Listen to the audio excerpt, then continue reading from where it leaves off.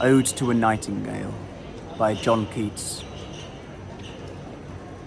My heart aches, and a drowsy numbness pains my sense, as though of hemlock I had drunk, or emptied some dull opiate to the drains 1 minute past, and Lethe-wards had sunk.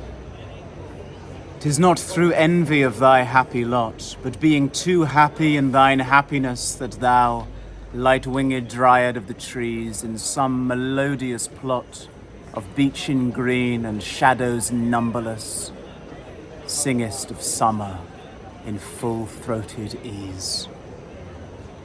Oh, for a draught of vintage that hath been cooled a long age in the deep delved earth, tasting of Flora and the country green, dance and Provençal song and sunburnt mirth.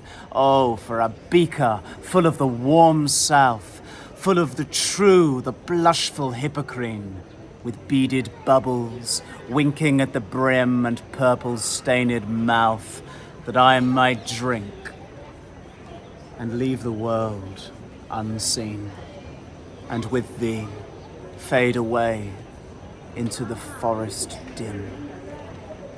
Fade far away, dissolve, and quite forget what thou amongst the leaves hast never known. The weariness, the fever, and the fret, here where men sit and hear each other groan.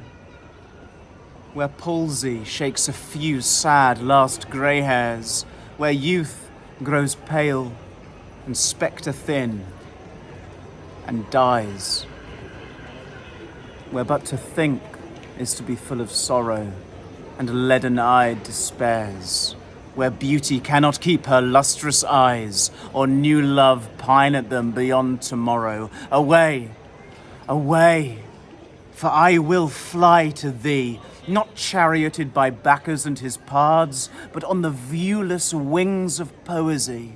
Though the dull brain perplexes and retards, already with thee tender is the night, and haply the queen moon is on her throne, clustered around by all her starry fays. But here there is no light, save what from heaven is with the breezes blown, through verdurous glooms and winding mossy ways. I cannot see what flowers are at my feet, nor what soft incense hangs upon the boughs, but in embalmed darkness guess each sweet wherewith the seasonable month endows the grass, the thicket, and the fruit tree wild, white hawthorn and the pastoral eglantine, fast fading violets covered up with leaves, and mid-May's eldest child, the coming musk rose, full of dewy wine, the murmurous haunt of flies on summer eves. Darkling, I listen, and for many a time I have been half in love with easeful death, called him soft names in many a mused rhyme to take into the air my quiet breath.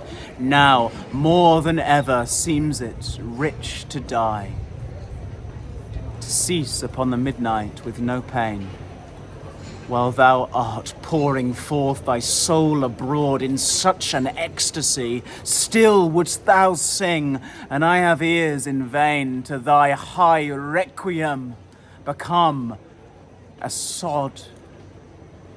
Thou wast not born for death, immortal bird, no hungry generations tread thee down. The voice I hear this passing night was heard in ancient days by emperor and clown, perhaps the selfsame song that found a path through the sad heart of Ruth, when sick for home she stood in tears amid the alien corn, the same that ofttimes hath charmed magic casements opening on the foam of perilous seas in fairy lands forlorn. Forlorn. The very word is like a bell to toll me back from thee to my soul's self. Adieu, The fancy cannot cheat so well as she is famed to do, deceiving elf. Adieu, adieu.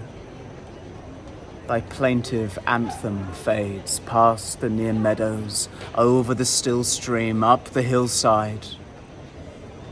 And now 'tis buried deep in the next valley glades. Was it a vision or a waking dream? Fled is that music.